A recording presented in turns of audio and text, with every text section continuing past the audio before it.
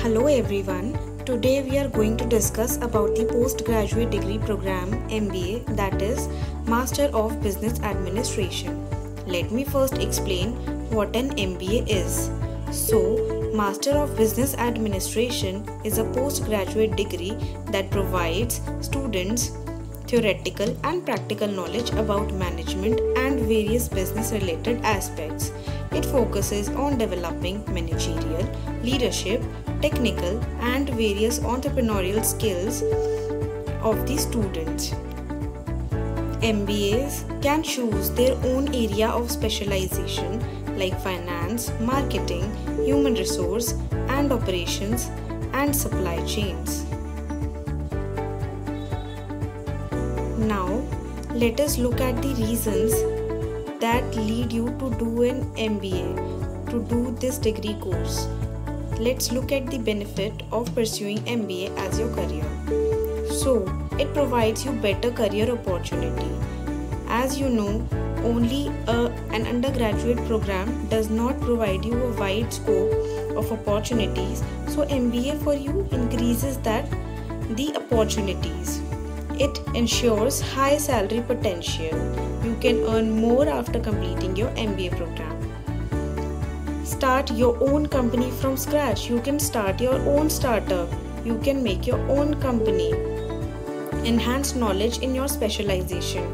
For example, if you have done BCom honors in your graduation, you can do MBA in finance. That will help you enhance your knowledge in the field and get a good job in that field only. It helps you in shifting your career. I have seen students who have done hotel management in their undergraduation program, and then they wanted to shift from that career to get better salary, so they do MBA in various other specializations so as to increase their opportunities. It helps in personality development. Various case studies and various business talks and guest lectures are organized in MBA program that help you in developing your personality. Helps in developing entrepreneurship values. Various case studies and GDs, that is group discussions held in the MBA program, lead you in understanding the business environment more deeply, which help you in inculcating entrepreneurship values. It opens door to reach the top hierarchy. As we all know that to reach top hierarchy in an organization, certain fixed degree is for the eligibility criteria. So MBA enables an individual to reach that top hierarchy. It helps in running and enhancing family business. If you are running a family business, then you can pursue MBA and enhance your family business and lead to greater profits in the future. It improves strategic thinking of individuals. The case studies and business scenarios that are developed in the classroom only lead you to help you in dealing with the real life business scenarios, and then you develop a thinking that helps you in finding strategic solutions to business scenarios.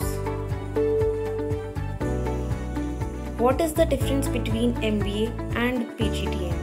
Please remember that MBA and PGDM are two different courses, just like these two different routes going different ways. So first, diploma and degree difference. PGDM, that is postgraduate diploma in management, is a diploma and MBA is a degree, but that does not make much of a difference. What you must focus is to pursue any of them from a good institution only.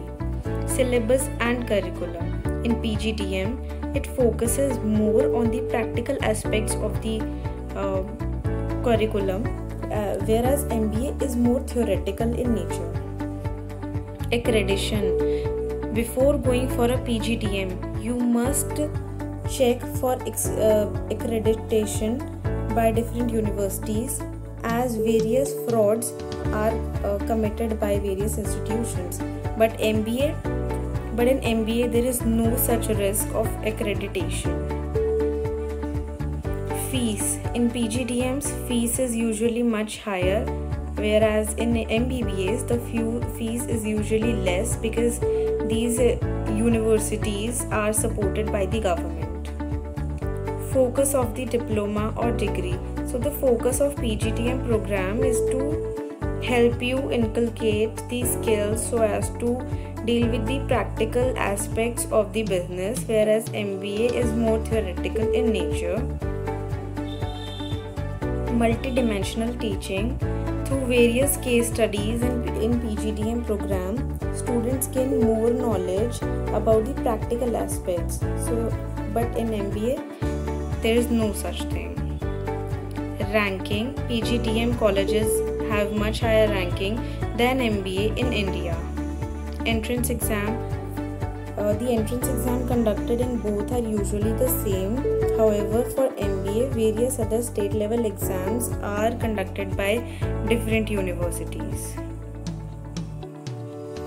How to get in? What are the eligibility criteria? So this is the list of entrance exams for MBA that are being conducted, except for GMAT. GMAT is accepted only in IIMs, that are Indian Institute of Management, as well as GMAT is accepted in universities abroad. So this is the first thing that students must look after. Also, while taking admission, your 10th, 12th and your graduation scores are also considered. Next thing that is being work experience is not a compulsory thing to have, but it gives you a plus point among others. Writing ability test. It is conducted in many of the IIM, in usually all of the IIMs and even private colleges.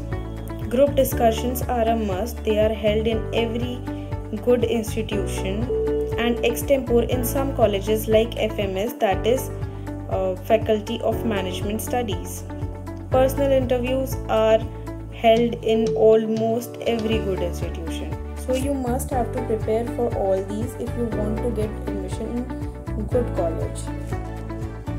List of top colleges offering MBA. This is the list of top colleges which offer MBA or PGDM program. Most of them are offering PGDM, as even Indian Institute of Management offer PGDM program, and only FMS is the one and most reputed college that offers MBA program.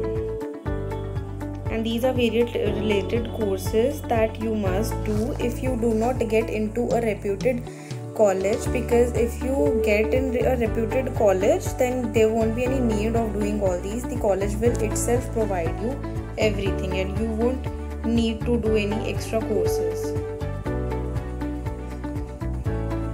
MBA in India versus MBA abroad. So what is the difference? Cost of study is much higher in abroad than in India. Work experience is a must in abroad, but it is not in India. Syllabus and curriculum is almost the same. However, in abroad, practical exposure is much higher than in India. Placement in abroad depends completely on the student, and student has to grab the opportunities on the basis of their own networks only. Whereas in India, colleges like IIMs provide good placement opportunities to students. Entrance exam for abroad are different. They are GMAT and GRE. Average salaries in abroad go up to 20 lakh to 70 lakh per annum, whereas in India, average salary ranges from 7.5 lakh to 20 lakhs per annum. Distance MBA is best suited for those who are already working somewhere, so then they can choose for that. So the merits of distance MBA are that you can reschedule classes, you can learn and earn at the same time, the cost is very low, and there is no competition as such. However, the demerits are that there will be no networking, there will be no discipline, as you will be procrastinating your classes a lot, and there will be no discipline. No placements are provided to you, and the exposure is very less. Not ready for MBA or PGDM? Here is a list of different courses that you can pursue if you are not ready for MBA or PGDM. That's all for today. Thank you.